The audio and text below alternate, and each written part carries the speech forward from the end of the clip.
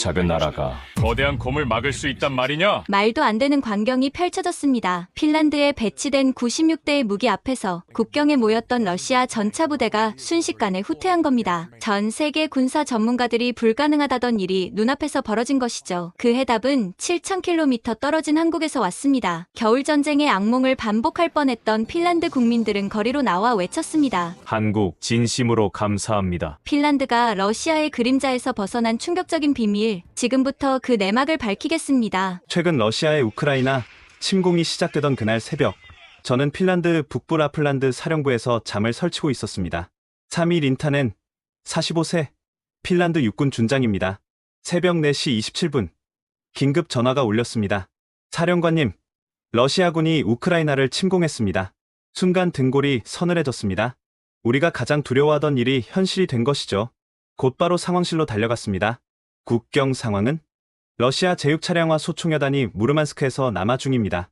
우리 국경까지 20km 지점에 전차 40대가 집결했습니다. 레이더 화면에 붉은 점들이 불길하게 깜빡였습니다.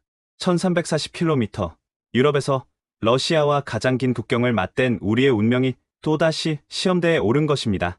전 부대의 경계 태세 격상, 국경 감시 강화하라. 명령을 내리고 사무실로 돌아온 저는 책상 서랍에서 낡은 일기장을 꺼냈습니다. 제 할아버지 에이노 린타넨이 1939년 겨울전쟁 때 쓰신 일기였죠.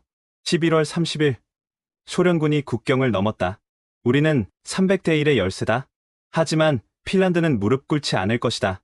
실수, 우리의 불굴의 정신으로 싸울 것이다. 실수, 핀란드어로 극한의 상황에서도 포기하지 않는 정신을 뜻합니다. 할아버지 세대는 그 정신으로 소련의 침공을 배고 일간 막아냈죠. 하지만 결국 카렐리아 지방을 포함해 영토의 10%를 잃었습니다. 전화가 다시 울렸습니다. 국방부 장관이었습니다.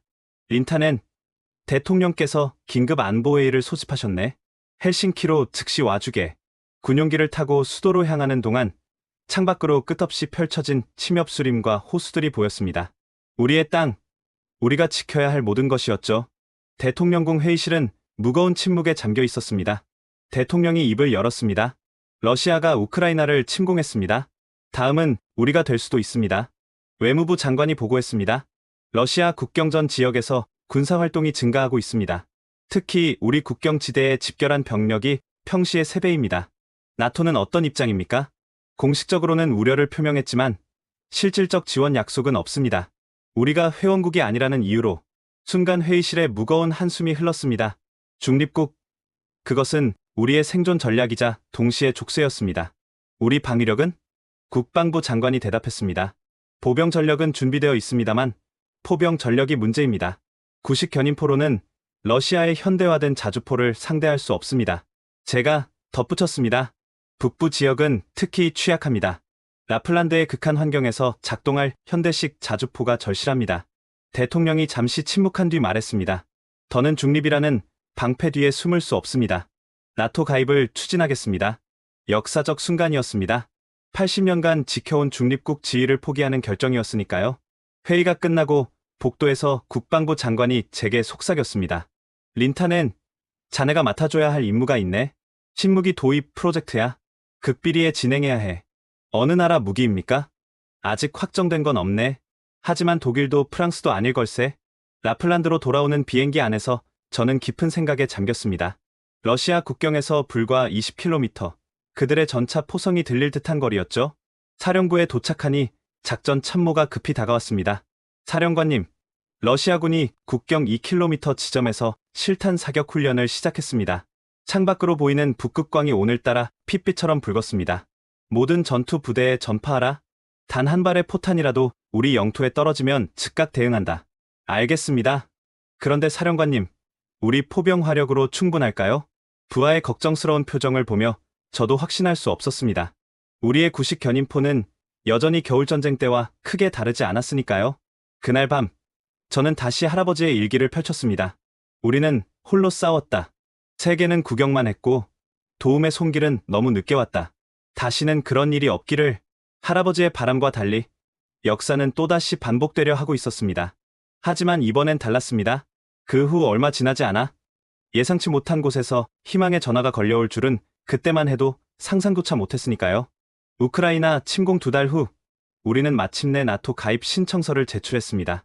72년간 지켜온 중립을 포기한 역사적인 날, 헬싱키는 봄비에 젖어 있었습니다.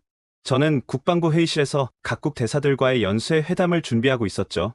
린타넨 장군, 독일 대사가 도착했습니다. 독일 대사는 예의 바른 미소를 지으며 들어왔습니다. 하지만 그의 말은 차가웠죠. 핀란드의 나토 가입을 환영합니다.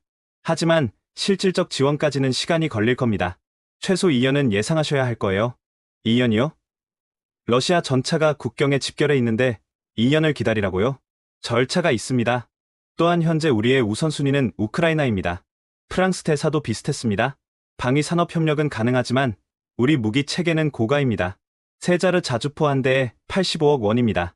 핀란드가 필요한 수량을 조달하려면 막대한 예산이 필요할 겁니다. 성능은 보장하십니까? 영하 40도에서도? 그건 별도 개조가 필요합니다. 추가 비용이 발생하죠. 영국, 네덜란드, 벨기에 모두 비슷한 반응이었습니다. 환영한다면서도 실질적 도움은 주저했죠. 그날 저녁, 저는 사우나에서 국방부 장관을 만났습니다. 핀란드인들은 중요한 결정을 사우나에서 내립니다. 서유럽은 우리를 방패막이로만 생각하는 것 같습니다. 장관이 한숨을 쉬었습니다. 72년 만의 결단인데 말이야. 중립을 포기했는데 우리가 얻은 건 뭔가? 빈 약속뿐이죠. 뜨거운 증기 속에서 우리는 침묵했습니다. 밖에서는 차가운 봄비가 계속 내리고 있었죠. 다음 날, 충격적인 소식이 전해졌습니다. 러시아가 핀란드산 천연가스 공급을 중단한다는 통보였습니다. 보복이 시작됐군요. 작전 참모가 걱정스럽게 말했습니다. 이제 어떻게 하시겠습니까? 다른 방법을 찾아야지. 늘 그래왔듯이. 바로 그때 전화가 울렸습니다. 국방부 조달실장이었습니다. 린타넨 장군님, 흥미로운 제안이 들어왔습니다. 어디서? 한국입니다. 그들이 우리와 방산 협력을 논의하고 싶다고 합니다. 한국이 우리에게 왜? 그들의 신형 K9 자주포를 특별 조건으로 제공하겠다는군요. 내일 한국 대표단이 직접 설명하러 온답니다. 한국, 아시아의 그 나라가 갑자기 왜 우리에게 관심을 가지는 걸까요? 다음 날 오후, 한국에서 온 대표단이 도착했습니다. 강혜원 대령, 40대 초반의 여성 장교였습니다. 그녀의 첫 마디가 인상적이었죠. 안녕하세요. 린타넨 장군님. 저희도 북쪽의 위협과 마주하고 있는 나라입니다. 한국과 핀란드는 지리적으로 너무 멀지 않습니까? 거리는 멀지만 상황은 비슷합니다. 서울에서 북한 포병까지 38km, 헬싱키에서 러시아 국경까지 150km. 수도가 적의 포병 사정권 안에 있다는 건 같은 악몽을 꾸고 있다는 뜻입니다. 그녀의 말에 뭔가 울림이 있었습니다. 우리가 왜 핀란드를 돕고 싶은지 아십니까? 솔직히 모르겠습니다. 강 대령이 태블릿을 꺼내 사진을 보여줬습니다. 오래된 흑백 사진이었죠. 1950년 6.25 전쟁 때입니다. 핀란드는 의료 지원단을 보내주셨죠. 작은 도움이었지만 우리는 잊지 않았습니다. 그게 70년도 더 된 일인데 은혜는 세월이 지난다고 사라지지 않습니다. 그리고 무엇보다 우리는 같은 처지입니다. 강대국의 위협 앞에서 홀로 서야 하는 나라들이죠.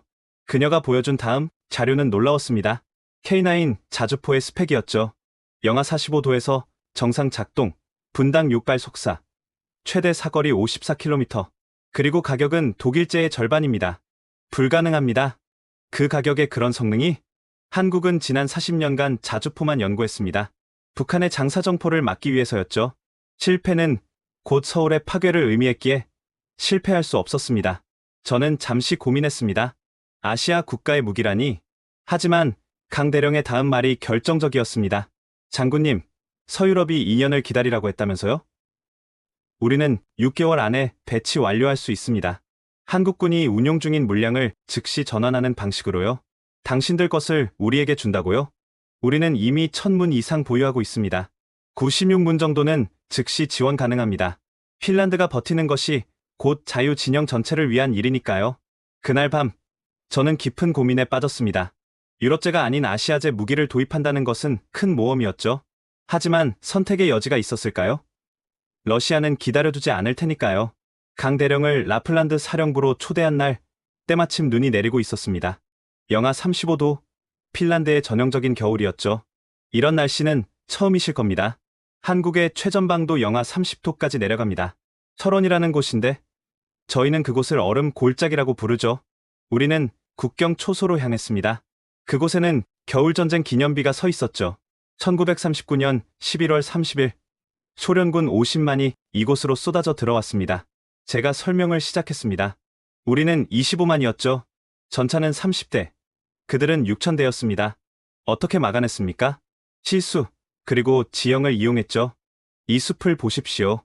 끝없이 펼쳐진 침엽수림이 하얗게 덮여 있었습니다. 소련군은 대로를 따라 진격했습니다. 우리는 스키를 타고 숲을 이동하며 기습했죠. 몰로토프 칵테일도 그때 만들어졌습니다. 들어본 적 있습니다. 시모헤위에라는 저격수도 있었다고. 백색 죽음이라 불렸죠. 505명을 저격했습니다. 하지만 그것만으로는 부족했습니다. 우리는 잠시 침묵했습니다. 기념비에는 전사자 2만 5천 명의 이름이 빼곡히 새겨져 있었죠. 결국 우리는 영토의 10%를 내주고 평화협정을 맺었습니다. 카렐리아, 우리의 가장 비옥한 땅이었죠. 강 대령이 조용히 물었습니다. 후회하십니까? 아닙니다. 그 덕분에 독립을 지켰으니까요. 하지만 교훈은 얻었죠. 혼자서는 한계가 있다는 것을. 벙커로 들어가니 노병 한 분이 계셨습니다. 94세의 레이노 할아버지, 겨울전쟁 참전 용사였죠. 당시를 기억하십니까? 어떻게 잊겠소. 소련 전차가 몰려올 때 그 굉음을 아직도 꿈에서 듣습니다. 레이노 할아버지가 낡은 사진을 꺼내 보였습니다. 이게 우리 부대였소. 30명 중 7명만 살아남았지. 어떻게 버티셨습니까? 겨울이 우리 편이었소. 소련군은 추위에 얼어 죽었지만 우리는 이 추위가 집이었으니까. 강 대령이 물었습니다. 지금도 러시아가 두렵습니까? 두렵지 않다면 거짓말이겠지. 하지만 이번엔 다를 거요. 우리가 혼자가 아니니까. 할아버지의 눈이 젊은 희망으로 빛났습니다. 돌아오는 길에 포병 훈련장을 들렀습니다. 구식 견인포가 힘겹게 포탄을 발사하고 있었죠. 저 포를 이동시키는데 얼마나 걸립니까? 15분입니다. 그동안 적의 반격을 받겠죠. K9은 1분입니다. 쏘고 바로 이동할 수 있죠. 포병 대대장이 다가왔습니다. 장군님, 병사들 사기가 떨어지고 있습니다. 러시아는 이스칸데르 미사일을 배치했는데 우리는 여전히 겨울전쟁 때와 다름없는 장비로 싸워야 하니까요. 강 대령이 끼어들었습니다. K9은 디지털 사격 통제 시스템이 있습니다. 병사들이 쉽게 배울 수 있죠. 아시아 장비를 우리 병사들이 다룰 수 있을까요? 한국군 교관들이 함께 옵니다. 핀란드에 상주하며 완벽하게 훈련시킬 겁니다. 그날 저녁 사령부 회의실에서 긴급 화상 회의가 열렸습니다. 대통령과 국방부 장관, 합참의장이 참석했죠. 린타넨, 한국 제안을 어떻게 보나? 실물을 봐야 알겠지만 스펙상으로는 우리 요구 조건을 모두 충족합니다. 유럽제가 아닌데 문제 없겠나? 장군님, 지금 러시아 국경에는 적 전차 100대가 집결해 있습니다. 유럽제든 아시아제든 우리를 지킬 수 있다면 그걸로 충분합니다. 대통령이 결정을 내렸습니다. 한국으로 실사단을 보내게. 직접 보고 결정하자. 회의가 끝나고 강 대령이 제게 말했습니다. 장군님, 한 가지 더 보여드릴 게 있습니다. 그녀가 보여준 영상은 폴란드에서 진행된 K9 실사격 훈련이었습니다. 눈 덮인 벌판, 마치 핀란드 같은 풍경이었죠. 폴란드가 672문을 구매했습니다. 그들도 러시아와 국경을 맞대고 있죠. 672문이라고요? 네. 유럽 최대 규모입니다. 그리고 곧 핀란드가 두 번째가 될 겁니다. 창밖으로 다시 눈이 내리기 시작했습니다. 1939년 그날처럼 말이죠. 하지만 이번엔 달랐습니다. 우리는 더 이상 홀로 싸우지 않을 테니까요. 한국 방문을 일주일 앞둔 어느 날, 제 사무실로 예상치 못한 전화가 걸려왔습니다. 린타넨 장군님, 저는 박태강 소령입니다. 한국 육군 포병학교 교관입니다. 무슨 일로 전화하셨습니까? 제가 핀란드 파견 교관으로 선발됐습니다. 미리 인사드리고 싶어서요. 목소리에서 진정성이 느껴졌습니다. 한 가지 궁금한 게 있습니다. 왜 자원하셨습니까? 핀란드는 춥고 멀지 않습니까? 제 할아버지께서 핀란드를 존경하셨거든요. 어릴 때부터 겨울전쟁 이야기를 들으며 자랐습니다. 한국에서 핀란드 겨울전쟁을 아는 사람이 있다니 놀랍군요. 할아버지는 6.25 전쟁 때 포병이셨습니다. 압도적인 중공군 앞에서 싸우며 핀란드를 떠올리셨대요. 소수가 다수를 막아낸 나라, 시수의 나라라고. 그의 말에 뭔가 뭉클한 것이 올라왔습니다. 다음날 러시아에서 성명이 발표됐습니다. 핀란드의 무기 도입은 지역 안정을 해치는 도발 행위다. 국방부 장관이 긴급 전화를 걸어왔습니다. 러시아가 반발하기 시작했네. 계획대로 진행해도 되겠나? 오히려 그들이 긴장한다는 증거 아닙니까? 우리가 제대로 하고 있다는 뜻이죠. 그때 또 다른 전화가 왔습니다. 스웨덴 국방부였습니다. 린타넨, 자네들이 한국 무기를 도입한다는 소문이 있던데? 검토 중입니다. 우리도 관심 있네. 정보 좀 공유해주게. 스웨덴마저 관심을 보이다니 뭔가 큰 변화가 시작되는 느낌이었죠. 한국으로 출발하기 전날 라플란드 지역 주민 대표들이 찾아왔습니다. 장군님, 우리는 불안합니다. 러시아 전차 소리가 마을까지 들려요. 곧 해결될 겁니다. 정말입니까? 정부는 늘 그렇게 말하지만 달라진 건 없잖아요. 70대 할머니 한 분이 말씀하셨습니다. 제 아버지는 겨울전쟁 때 돌아가셨어요. 제 아들은 군복무 중이고요. 언제까지 이런 불안 속에 살아야 합니까? 할머니, 이번엔 다릅니다. 약속드립니다. 무엇이 다르다는 겁니까? 우리가 혼자가 아니라는 겁니다. 그날 밤, 짐을 싸며 할아버지의 일기를 다시 읽었습니다. 도움은 늦게 왔고, 그마저도 충분하지 않았다. 하지만 작은 도움이라도 감사했다. 그것이 우리가 혼자가 아니라는 증거였으니까. 다음날 새벽 헬싱키 공항으로 향했습니다. 동행하는 실사단은 저를 포함해 5명이었죠. 포병 전문가 2명, 정비 전문가 1명, 그리고 조달 담당관이었습니다. 아시아까지 가서 무기를 사온다니 조상님들이 아시면 뭐라 하실까요? 정비 전문가인 미코 소령이 걱정스럽게 말했습니다. 살아남는 게 먼저 아니겠습니까? 13시간의 비행 끝에 인천공항에 도착했습니다. 놀랍게도 한국 국방부 차관이 직접 마중 나와 있었죠. 멀리서 오시느라 고생 많으셨습니다. 린타넨 장군님이시죠? 직접 나와주셔서 감사합니다. 핀란드는 우리에게 특별한 나라입니다. 최고의 예우를 해드리는 게 당연하죠. 공항에서 호텔로 가는 길, 서울의 스카이라인이 인상적이었습니다. 높은 빌딩들, 바쁘게 움직이는 사람들, 활기찬 도시의 모습이었죠. 전쟁의 상처가 전혀 보이지 않는군요. 70년 전엔 폐허였습니다. 하지만 우리는 재건했죠. 핀란드가 겨울전쟁 후 그랬던 것처럼요. 호텔에 도착하니 강혜원 대령이 기다리고 있었습니다. 내일 일정을 말씀드리겠습니다. 오전에는 비무장지대를 방문하고 오후에는 창원의 K9 공장을 견학합니다. 비무장지대를 왜 보여주시는 겁니까? 우리의 현실을 보여드리고 싶습니다. 왜 우리가 K9을 만들었는지, 왜 핀란드를 돕고 싶은지 이해하실 겁니다. 그날 밤, 호텔 창밖으로 불야성을 이룬 서울을 바라봤습니다. 북쪽으로 불과 50km, 그곳에는 적이 있다는데 이 도시는 너무나 평화로워 보였죠. 전화가 울렸습니다. 핀란드 국방부 장관이었습니다. 린타넨, 러시아가 또 국경에서 대규모 훈련을 시작했네. 압박이 거세지는군요. 빨리 결정해야 할 것 같아. 한국 무기가 정말 답이 될 수 있을까? 내일 직접 확인해 보겠습니다. 부탁하네. 핀란드의 운명이 자네 판단에 달렸어. 전화를 끊고 창밖을 다시 봤습니다. 저 멀리 남산타워가 빛나고 있었죠. 전쟁과 평화가 공존하는 도시, 서울. 우리 헬싱키의 미래도 저렇게 될 수 있을까요? 다음날 새벽 6시, 우리는 비무장지대로 향했습니다. 안내는 박태강 소령이 맡았죠. 서울에서 북한군 포병 진지까지 직선거리 38km입니다. 그들의 장사정포는 서울 전체를 사정권에 두고 있죠. 38km라 헬싱키에서 러시아 국경보다 훨씬 가깝군요. 도라산 전망대에 올라서니 북한 땅이 한눈에 들어왔습니다. 개성공단, 그리고 멀리 보이는 북한군 초소들, 저기 보이는 곳이 북한군 포병 진지입니다. 300문 이상이 서울을 겨냥하고 있죠. 어떻게 일상을 유지합니까? 시민들이 불안해하지 않습니까? 박소령이 씁쓸하게 웃었습니다. 70년을 그렇게 살았습니다. 불안을 일상으로 받아들이는 법을 배웠죠. 하지만 준비는 게을리하지 않습니다. 그가 가리킨 곳에는 한국군 K9 포대가 자리 잡고 있었습니다. K9 자주포입니다. 실전 배치된 지 20년이 넘었죠. 단 한 번도 고장난 적이 없습니다. 영하 30도 철원에서도요? 네. 매년 겨울 혹한기 훈련을 합니다. 영하 35도에서도 정상 작동했죠. 창원으로 가는 길은 4시간이 걸렸습니다. 한국의 전원지대를 지나며 박소령이 말했습니다. 장군님, 핀란드 인구가 550만이라고 들었습니다. 맞습니다. 1950년 6.25 전쟁 당시 우리도 비슷했습니다. 그런 작은 나라 둘이 지금 만난 거죠. 창원 공장에 도착하니 거대한 규모에 압도됐습니다. 축구장 10개를 합친 크기였죠. 월 생산 능력이 30대입니다. 필요하면 50대까지 늘릴 수 있죠. 공장장이 자랑스럽게 설명했습니다. 조립 라인에서는 K9이 만들어지고 있었습니다. 거대한 포신, 디지털 장비들, 모든 것이 체계적이었죠. 이 포신 특수강은 포스코에서 만듭니다. 만발을 쏴도 마모가 거의 없죠. 시험장으로 이동했습니다. 그곳에는 특별한 준비가 되어 있었죠.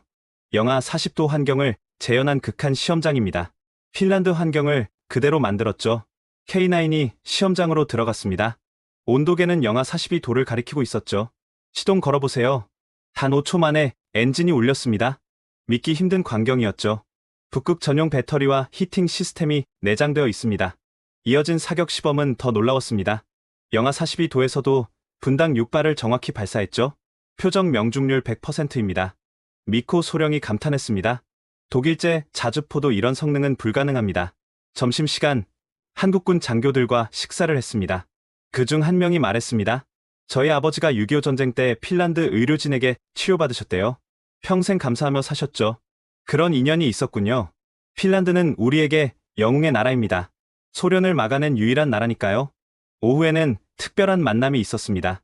6.25 전쟁 참전 용사이자 전 포병 사령관인 92 세이상호 장군이었죠. 1951년 겨울, 중공군 100만이 밀려왔습니다. 우리 포병은 겨우 50문이었죠. 노 장군의 눈에 그날의 공포가 아직 남아 있었습니다. 그때 맹세했습니다. 살아남는다면 반드시 강한 포병을 만들겠다고. 그게 K9입니다. 핀란드를 왜 돕고 싶으십니까? 같은 아픔을 아는 나라니까요. 거대한 이웃 때문에 고통받는 나라. 우리가 돕지 않으면 누가 돕겠습니까? 그는 낡은 사진첩을 꺼냈습니다. 여기 보세요. 1952년 핀란드 의료진입니다. 혹한 속에서도 우리 부상병들을 돌봐주셨죠. 사진 속 핀란드 간호사들이 환하게 웃고 있었습니다. 이제 우리가 보답할 차례입니다. 저녁, 한국 국방부 장관이 주최한 만찬이 있었습니다. 린타넨 장군, 우리는 핀란드에 96문을 제공할 준비가 되어 있습니다. 96문이라면 우리 전 국경을 방어할 수 있습니다. 38문은 한국군이 운용 중인 것을 즉시 이전하고 58문은 신규 생산해서 6개월 내 인도하겠습니다. 가격은요? 독일제의 40%입니다. 그리고 10년 무상 정비, 교육 훈련, 탄약 지원까지 포함입니다. 믿기 힘든 조건이었습니다. 왜 이렇게까지 하십니까? 국방부 장관이 진지하게 답했습니다. 자유는 혼자 지킬 수 없습니다. 핀란드가 무너지면 다음은 발트 3국, 그 다음은 폴란드겠죠? 우리는 같은 배를 탄 겁니다. 돌아오는 비행기 안에서 실사단 전원이 모여 회의를 했습니다. 어떻게 생각들 하십니까? 포병 전문가가 먼저 말했습니다. 성능은 완벽합니다. 우리 환경에 최적화되어 있고요. 정비 전문가도 동의했습니다. 정비 시스템도 체계적입니다. 한국군이 20년간 운용한 노하우가 있으니 신뢰할 만합니다. 그럼 결정입니까? 모두가 고개를 끄덕였습니다. 네. 이것이 우리의 답입니다. 핀란드로 돌아가는 13시간. 저는 계속 생각했습니다. 7,000km 떨어진 곳에서 찾은 희망. 이것이 정말 우리를 구할 수 있을까? 하지만 확신이 들었습니다. 그들은 우리와 같은 상처를 가진 사람들이었으니까요. 한국에서 돌아온 지 2달 후, 첫 번째 K9 6대가 헬싱키 항구에 도착했습니다. 핀란드 언론은 떠들썩했죠. 아시아 무기에 국방을 맡기는가? 검증되지 않은 모험. 비판적인 기사가 쏟아졌습니다. 하지만 우리는 이미 결정했고 돌이킬 수 없었죠. 박태강 소령이 이끄는 한국 교관 12명도 함께 도착했습니다. 라플란드의 추위를 경험하실 겁니다. 준비되셨습니까? 한국 최전방에서 훈련받은 사람들입니다. 걱정 마십시오. 우리는 곧바로 라플란드로 향했습니다. 그곳은 영하 38도, 살을 애는 듯한 추위였죠. 이런 환경에서 정말 작동할까요? 핀란드 포병대장이 걱정스럽게 물었습니다. 박소령이 자신있게 답했습니다. 지금 보여드리겠습니다. K9 1번 차량에 시동을 걸자 곧바로 엔진이 울렸습니다. 핀란드 병사들이 놀란 표정을 지었죠. 우리 구식 자주포는 예열에만 30분 걸리는데 K9은 영하 50도에서도 즉시 작동합니다. 이어진 주행 시험. 눈 덮인 숲길을 시속 50km로 질주하는 K9의 모습은 장관이었습니다. 기동력이 탱크 수준이군요. 하지만 진짜 시험은 따로 있었습니다. 24시간 연속 작전 능력 테스트였죠. 실전에서는 교대 없이 계속 싸워야 합니다. K9이 그게 가능한지 봐야죠. 영하 40도의 밤, 훈련이 시작됐습니다. 10분마다 진지 변경, 사격, 재장전의 반복이었죠. 새벽 3시, 핀란드 병사 하나가 쓰러졌습니다. 추위 때문이었죠. 하지만 한국 교관들은 멀쩡했습니다. 어떻게 견디십니까? 정신력입니다. 우리는 이것을 극기라고 부르죠. 박소령이 핀란드 병사들을 모았습니다. 추위를 적으로 생각하지 마세요. 동료로 만드세요. 러시아군은 추위에 약하지만 여러분은 다릅니다. 12시간째 K9은 단 한 번의 고장도 없이 작동했습니다. 발사된 포탄은 720발, 모두 목표를 명중시켰죠. 믿을 수 없군요. 독일제 자주포는 300발 쏘면 정비가 필요한데 18시간째 핀란드 병사들이 지쳐가고 있었습니다. 그때 박소령이 특별한 것을 꺼냈죠. 한국 전투식량입니다. 먹어보세요. 김치찌개 전투식량이었습니다. 매운맛에 모두 놀랐지만 몸이 따뜻해졌죠. 매운 음식이 체온을 올립니다. 그래서 한국군은 겨울에 강한 거죠. 24시간이 지났습니다. K9 6대 모두 완벽하게 작동했고 1448의 포탄이 발사됐죠. 성공입니다. 24시간 연속 작전 능력 입증. 핀란드 병사들이 환호했습니다. 다음날 특별한 손님이 찾아왔습니다. 핀란드 대통령이었죠. 직접 보고 싶었습니다. 우리의 미래를요. 대통령 앞에서 K9이 시범을 보였습니다. 숲속에서 나타나 사격하고 1분 내 사라지는 모습이었죠. 놀랍군요. 이것이 우리가 찾던 답입니까? 그렇습니다. 카카. 이제 러시아도 함부로 못합니다. 일주일 후 러시아와의 국경 2km 지점에서 실전 배치 훈련이 있었습니다. 러시아가 보고 있을 겁니다. 확실히 보여주세요. 30문의 K9이 일제히 포문을 열었습니다. 굉음이 국경을 넘어 러시아까지 울려 퍼졌죠. 훈련 직후 러시아 국경 수비대에서 항의가 들어왔습니다. 도발적 훈련을 중단하라. 하지만 우리는 답했습니다. 우리 영토에서 하는 정당한 훈련입니다. 다음 날 놀라운 일이 벌어졌습니다. 러시아군이 국경에서 20km 후퇴한 것이죠. 믿을 수 없습니다. 그들이 물러났어요. 정보 참모가 흥분해서 보고했습니다. 박소령이 미소 지었습니다. K9의 사거리가 54km니까요. 그들도 계산할 줄 압니다. 그날 밤 라플란드 지역 주민들이 찾아왔습니다. 장군님, 정말 감사합니다. 처음으로 안심하고 잠들 수 있을 것 같아요. 70대 할머니가 박소령에게 직접 짠 목도리를 선물했습니다. 추운 곳에서 고생하는 한국 군인들에게 드리고 싶어요. 박소령의 눈가가 붉어졌습니다. 할머니, 이건 너무 귀한데요. 우리를 지켜주는 사람들인데 이것밖에 드릴 게 없어서 미안해요. 훈련이 끝나고 한국 교관들과 핀란드 병사들이 사우나에 모였습니다. 한국에도 사우나가 있습니까? 찜질방이라고 있죠. 비슷합니다. 뜨거운 증기 속에서 우정이 피어났습니다. 언어는 달라도 군인의 마음은 같았으니까요. 우리가 형제가 된 것 같습니다. 핀란드 포병 대위가 말했습니다. 맞습니다. 포탄으로 맺어진 형제죠. 박소령이 웃으며 답했습니다. 그날 이후 라플란드의 K9은 침묵의 수호자가 되었습니다. 단 한 발도 실탄을 쏘지 않았지만 그 존재만으로 러시아를 막고 있었죠. 진정한 억지력이란 바로 이런 것이었습니다. 6개월 후 마침내 96번째 K9이 핀란드에 도착했습니다. 전국 각지에 전략적으로 배치된 96문의 자주포는 1340km 국경선 전체를 커버했죠. 이제 우리는 완벽한 방어망을 갖췄습니다. 국방부 장관이 감격스럽게 말했습니다. 배치 완료식이 열린 날 나토 동맹국 대표들이 모두 참석했습니다. 독일 장군이 제게 다가왔죠. 린타넨, 솔직히 놀랐네. 아시아 무기가 이 정도일 줄은. 성능만 좋으면 되는 거 아닙니까? 프랑스 대표도 인정했습니다. 우리도 K9 도입을 검토 중이야. 가격 대비 성능이 탁월하더군. 하지만 진짜 중요한 반응은 러시아였습니다. 그들의 태도가 확연히 달라졌죠. 러시아 국방부 대변인이 발표했습니다. 핀란드와의 군사적 긴장 완화를 원한다. 갑작스러운 태도 변화였습니다. 96문의 K9이 만든 변화였죠. 일주일 후 스웨덴에서 연락이 왔습니다. 우리도 K9 72문을 도입하기로 했다. 노르웨이도 뒤를 이었습니다. 48문 구매 계약을 체결했다. 발트해 전체가 K9으로 무장하기 시작한 것이죠. 그때 박태강 소령이 특별한 제안을 했습니다. 북유럽 5개국 합동훈련은 어떻습니까? K9 운용국끼리요. 훌륭한 아이디어였습니다. 핀란드, 스웨덴, 노르웨이, 에스토니아, 폴란드가 참가하기로 했죠. 훈련 이름은 북방의 방패였습니다. 300문이 넘는 K9이 동시에 움직이는 장관이었죠. 러시아 정보당국이 발칵 뒤집혔다고 합니다. 발트해가 완전히 K9의 바다가 된 것이니까요. 훈련 중 인상적인 장면이 있었습니다. 각국 병사들이 서로 돕는 모습이었죠. 핀란드식 숲 은폐수를 가르쳐 드릴게요. 우리는 피오르드 지형 활용법을 공유하죠. 폴란드의 평원 기동 전술도 있습니다. K9이 단순한 무기가 아니라 연대의 매개체가 된 것입니다. 훈련 마지막 날 300문이 동시에 발사하는 화력 시범이 있었습니다. 쾅쾅쾅. 하늘이 포탄으로 뒤덮였고 표적 지역은 순식간에 초토화됐죠. 이 정도 화력이면 스웨덴 장군이 말을 잇지 못했습니다. 러시아 기갑사단 하나는 막을 수 있겠군요. 훈련을 참관한 미국 대사가 본국에 보고했다고 합니다. 북유럽이 독자적 방어 능력을 갖췄다. K9이 게임 체인저가 됐다.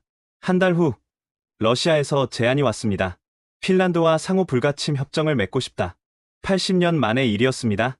우리가 진정한 억지력을 갖췄다고 인정한 것이죠. 협상 테이블에서 러시아 대표가 말했습니다. K9 배치를 중단한다면 우리도 국경 병력을 감축하겠다. 이미 96문 배치를 완료했습니다. 중단할 이유가 없죠. 그럼 추가 배치는? 필요하면 할 겁니다. 한국이 즉시 공급할 수 있으니까요. 러시아 대표의 얼굴이 굳었습니다. 결국 그들이 양보했죠. 협정이 체결된 날, 핀란드 전역이 축제 분위기였습니다. 드디어 평화가 왔다. K9 만세! 헬싱키 대성당 앞에서 시민들이 모여 축하했습니다. 그 중에는 한국 국기를 든 사람들도 있었죠. 한국 고맙습니다. K9 덕분입니다. 박태강 소령과 한국 교관들도 영웅 대접을 받았습니다. 이제 고향으로 돌아가야 합니다. 이별을 아쉬워하는 핀란드 병사들에게 박소령이 말했습니다. 우리는 영원한 포병 형제입니다. K9이 있는 한 연결되어 있죠. 공항에서 그들을 배웅하며 저는 말했습니다. 한국이 우리를 구했습니다. 아닙니다. 핀란드가 스스로를 구한 겁니다. 우리는 도구만 제공했을 뿐이죠. 박소령의 겸손함이 더욱 존경스러웠습니다.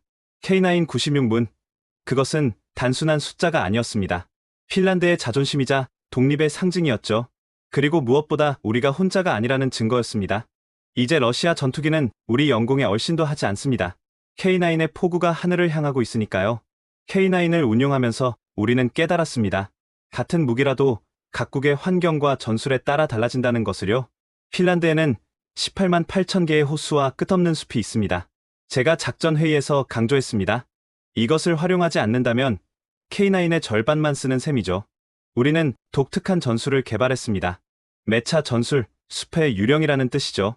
K9 한 대가 숲속에 숨어 있다가 나타나 세 발을 쏘고 즉시 사라집니다. 5분 후 10km 떨어진 곳에서 다시 나타나죠. 러시아군 입장에서는 악몽이었습니다. K9이 몇 대인지 어디 있는지 전혀 알 수 없으니까요. 훈련을 지켜본 미국 군사 전문가가 감탄했습니다. 베트남전의 게릴라 전술을 현대식 포병전에 적용했군요. 핀란드의 DNA입니다. 겨울전쟁 때부터 써온 방식이죠. 우리는 호수도 활용했습니다. 겨울에 언 호수는 천연도로가 됐죠. K9이 얼음 위를 달립니다. 러시아군은 상상도 못할 겁니다. 실제로 훈련해보니 놀라운 효과가 있었습니다. 숲에서 나타났다가 호수로 사라지는 K9을 추적하기란 불가능했죠. 스웨덴 장교단이 견학 왔을 때의 일입니다. 어떻게 이런 전술을 생각했습니까? 한국 교관들이 영감을 줬습니다. 그들은 산악전의 전문가였고 우리는 숲과 호수의 전문가였죠. 둘이 만나니 새로운 것이 탄생한 겁니다. 박태강 소령이 떠나기 전 남긴 조언이 특히 유용했습니다. 지형은 무기입니다. K9은 그것을 극대화하는 도구일 뿐이죠. 우리는 전국에 500개의 비밀 진지를 구축했습니다. 숲속, 호수 섬, 심지어 폐광산 내부까지 K9 96문이 500개 진지를 순환합니다. 적은 마치 500문과 싸우는 것처럼 느낄 겁니다. 러시아 정보부가 이 전술을 파악하고 대응책을 세우는데 1년이 걸렸다고 합니다. 하지만 그때는 이미 우리가 또 다른 전술을 개발한 후였죠. 레비 전술이었습니다. 레비는 라플란드 지역 이름이자 핀란드어로 넓은 들판을 뜻하죠. 북부 툰드라 지대에서는 숨을 곳이 없습니다. 그럼 어떻게 할까요? 정면 대결입니까? 아닙니다. 신기루를 만드는 겁니다. 우리는 가짜 K9을 만들었습니다. 열신호와 레이더 반사까지 완벽하게 재현한 미끼였죠. 진짜 K9 한 대와 가짜 5대가 함께 움직입니다. 적은 어느 것이 진짜인지 모르죠. 실제 훈련에서 나토 정찰 위성조차 구별하지 못했습니다. 노르웨이 정보 장교가 놀라며 말했습니다. 이건 마술이군요. 96문이 500문처럼 보이고 이제는 그마저도 진짜인지 가짜인지 모르겠어요. 가장 자랑스러운 것은 우리 병사들의 창의성이었습니다. 사령관님, K9의 스킬을 달면 어떨까요? 젊은 중사의 아이디어였습니다. 스키라고? 네. 특수 제작한 궤도 스키입니다. 깊은 눈 위를 더 빠르게 이동할 수 있죠. 테스트 결과는 대성공이었습니다. 눈 위에서 시속 70km로 달리는 K9, 세계 최초였죠. CNN이 이를 보도했습니다. 핀란드, K9을 겨울 전쟁 머신으로 진화시키다. 러시아 군사 전문가가 TV에서 인정했습니다. 핀란드의 K9 전술은 예측 불가능하다. 전통적인 포병 교리를 완전히 뒤집었다. 하지만 우리의 진짜 비밀 병기는 따로 있었습니다. 시수 네트워크였죠. 모든 K9이 실시간으로 연결됩니다. 한 대가 표적을 발견하면 0.3초 안에 모든 K9이 정보를 공유하죠. 한국이 제공한 전투관리 시스템을 핀란드식으로 개량한 것입니다. 96문이 하나의 두뇌로 움직입니다. 마치 한 사람이 96개의 팔을 가진 것처럼. 스웨덴과의 합동훈련에서 이 시스템의 위력이 입증됐습니다. 표적 발견부터 96문 동시 사격까지 걸린 시간 단 45초. 불가능해. 어떻게 이런 조율이 가능하지? 우리는 미소 지으며 답했습니다. 핀란드의 시수 정신과 한국의 빨리빨리 문화가 만났으니까요. 이제 러시아는 우리를 예측 불가능한 나라로 분류합니다. 96문의 K9이 만든 기적이었죠. 그리고 우리는 증명했습니다.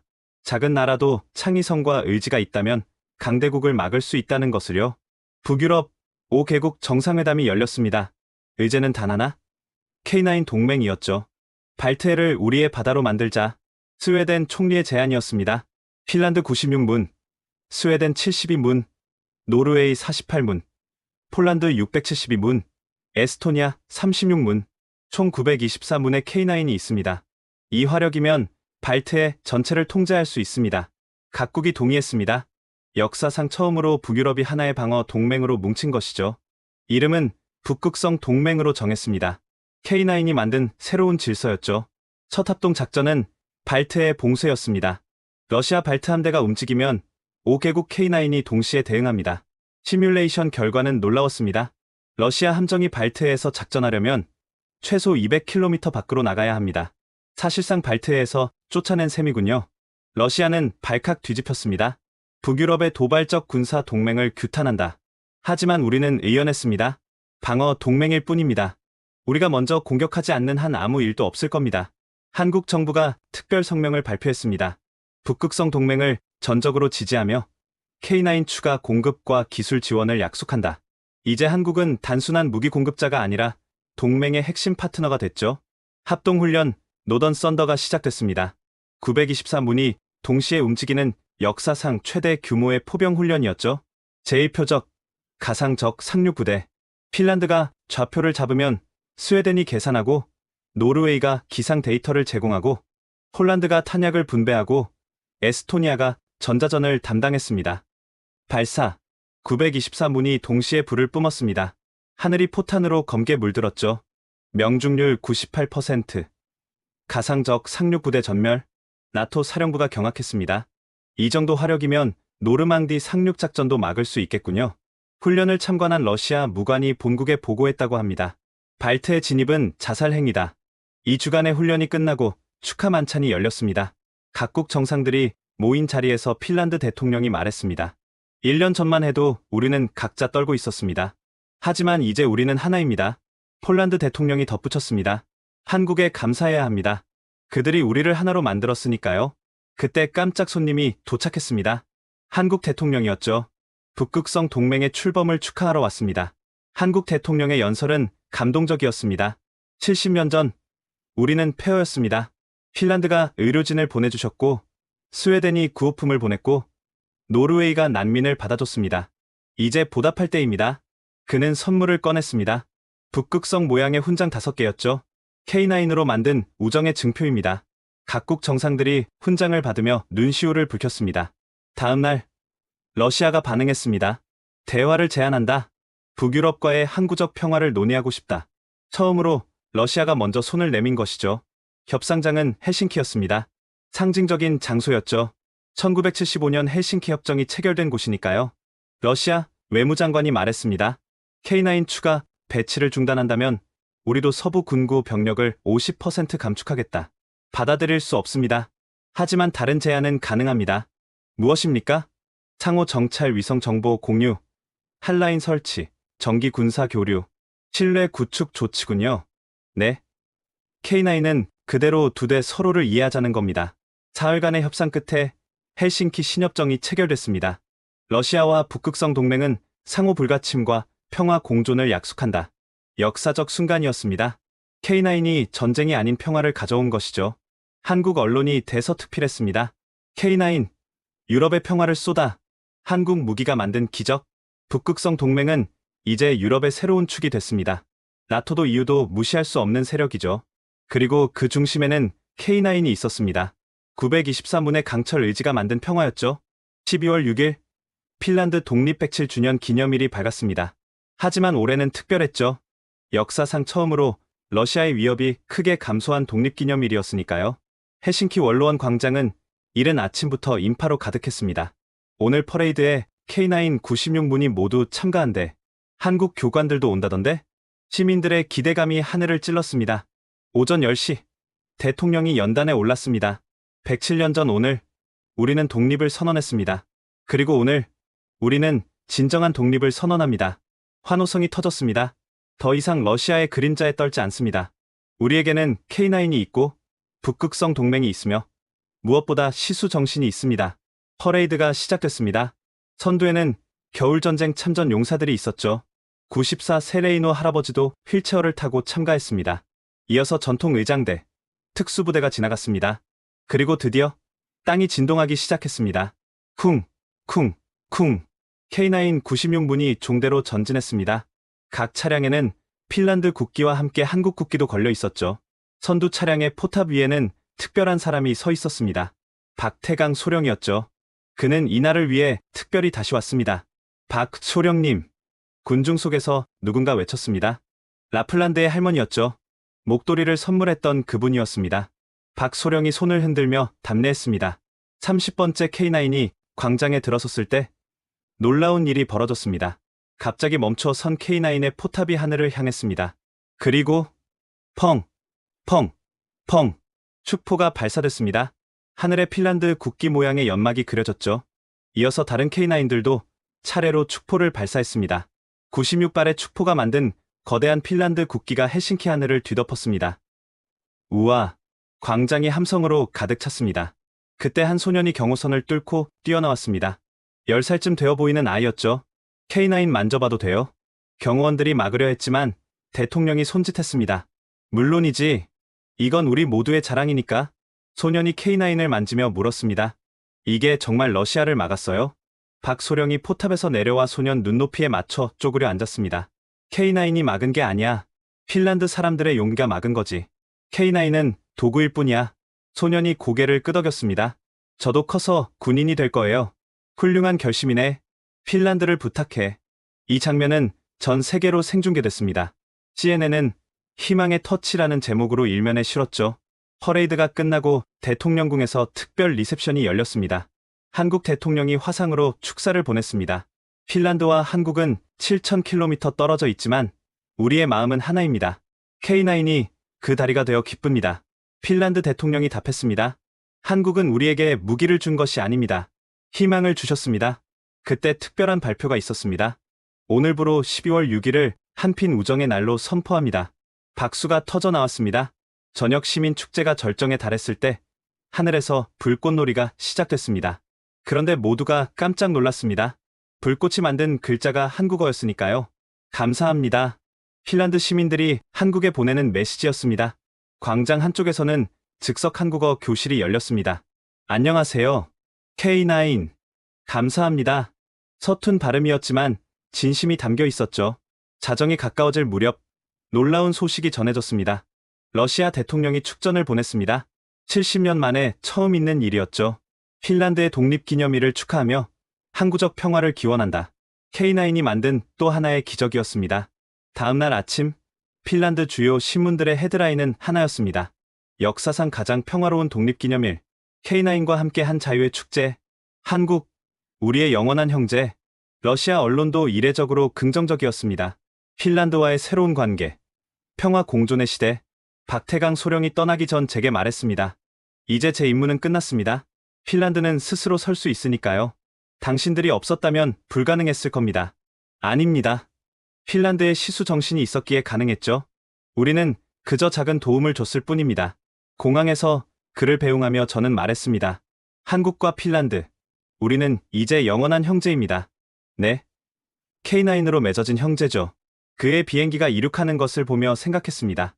107년 전 독립을 선언했을 때 우리 선조들이 이런 날을 상상이나 했을까요? 러시아의 위협이 감소한 하늘, 든든한 동맹들, 그리고 96문의 K9. 이것이 바로 21세기 핀란드의 독립이었습니다. 독립기념일로부터 6개월이 지났습니다. 핀란드는 완전히 달라졌죠. 러시아와의 무역이 재개됐습니다. 천연가스 공급도 정상화됐고요. 경제부 장관이 보고했습니다. K9 효과네요. 힘이 있으니 대화가 되는 겁니다. 이제 핀란드는 러시아와 대등한 관계를 유지하고 있었습니다. K9 96문이 만든 균형이었죠. 한국과의 협력도 확대됐습니다. K9 2차 도입을 검토 중입니다. 이번엔 최신형 K9A2로 48문 추가요. 필요한가요? 이미 96문이 있는데 노후 장비 교체와 동시에 전력 증강입니다. 북극성 동맹의 리더로서 책임이 있으니까요. 핀란드가 북유럽 방위의 중심이 된 것입니다. 라플란드에는 K9 아카데미가 설립됐습니다. 북유럽 5개국 포병들이 와서 훈련받는 곳이죠. 올해만 500명이 수료했습니다. 내년엔 1000명이 목표입니다. 아카데미 교장은 박태강 소령의 제자였던 핀란드 장교였습니다. 한국식 훈련법과 핀란드식 전술을 결합해 가르칩니다. 세계 최고의 포병 학교가 될 겁니다. 방문객도 끊이지 않았습니다. 나토 회원국들이 앞다퉈 K9을 보러 왔죠. 독일도 K9 도입을 검토 중입니다. 프랑스도 관심을 보이고 있고요. 유럽 방산 지형이 완전히 바뀐 것입니다. 무엇보다 큰 변화는 시민들의 자신감이었습니다. 이제 러시아가 두렵지 않아요.